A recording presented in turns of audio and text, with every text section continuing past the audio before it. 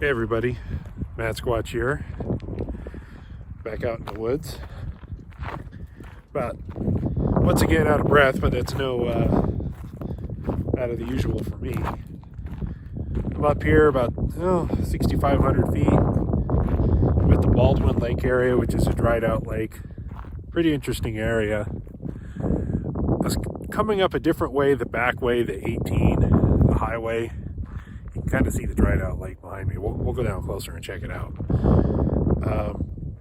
Through the desert, through Lucerne Valley. I haven't been up that way in years and years. And there's so much you see yuccas and cactus. And you're like, oh, what are we, 3,000 feet? No, it's like 6,000 feet. It's like high desert. Lots of brush, lots of scrub. Looks like good dogman territory. Definitely want to come back. So Baldwin Lake, I came by here years ago, and it was this dried out lake that looks like, I don't know, 30, 40 years ago that this was a big lake area, and there's lots of cabins and everything. Now it's kind of desolate and stuff, although I will say it's very cold. It's in the 40s up here, and there's still patches of snow around. Let me flip this camera. All right. El Trucco over there.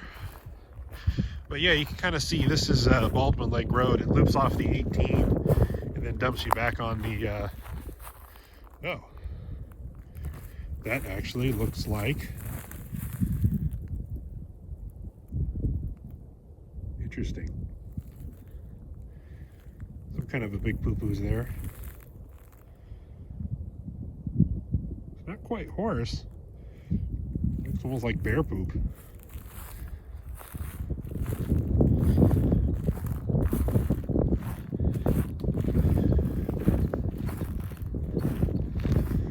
Yeah, so you can kind of see where the lake is. There's different spots of it down there. There's still water in spots. I came up here, I don't know, 5-6 years ago, and it was completely dry. It just kind of makes you wonder what a large water source this was. I got to do some research. I mean, there's so many dry lakes in California where they drained all the water out for other construction projects, or, you know, things change over the years and there's less and less water or wells or whatever. Let's cross the street here. Boy, it doesn't look like it, but it is cold. Oh, we'll wait for this truck to drive by.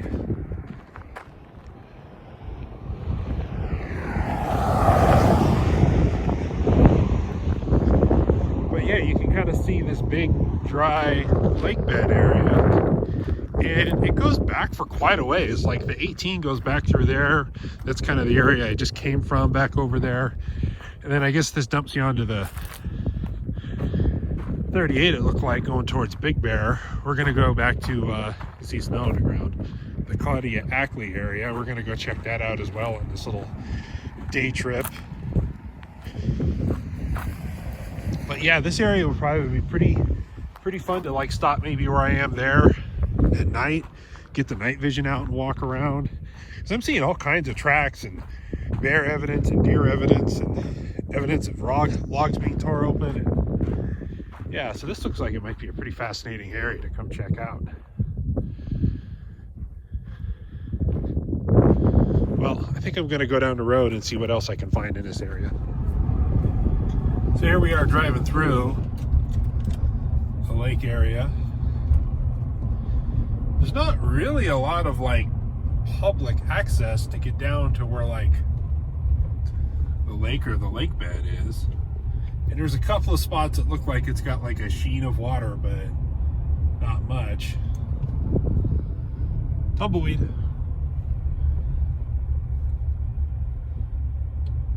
Yeah, certainly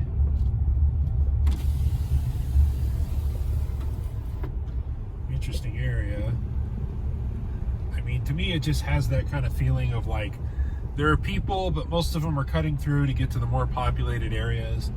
There are homes, and it's fairly quiet. You're still a ways away from snowboarding and a bunch of that other stuff. Look at the bears.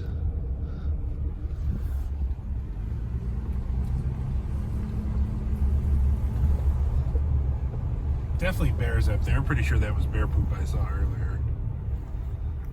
But yeah, you can see the lake went huge, wrapped way around, but it's all dried out. Anyway, it's kind of a neat little community. It's very quiet compared to a lot of the other spots up here in the mountains. Kind of forgotten about, maybe past its prime in a little bit of ways, but that kind of appeals to me. There are some cute cabins back here. Some of these places look pretty like, oh, there's kind of like some businesses over there. That's kind of cool. And they call it a downtown, but it looks like there's maybe a few shops and restaurants up here. So there's more than I think. I mean, there's a community. Stuff's got to serve the community. Yeah, this place is pretty cute, actually.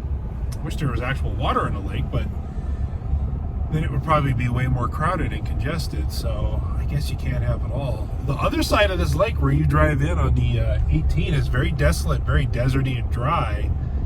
And then by the time you get to this side, it's very much, you know, pine trees and starting to feel very woodsy, cabiny kind of spots.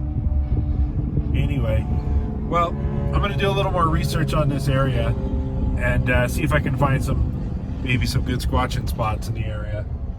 If you guys have any information on Baldwin Lake, let me know.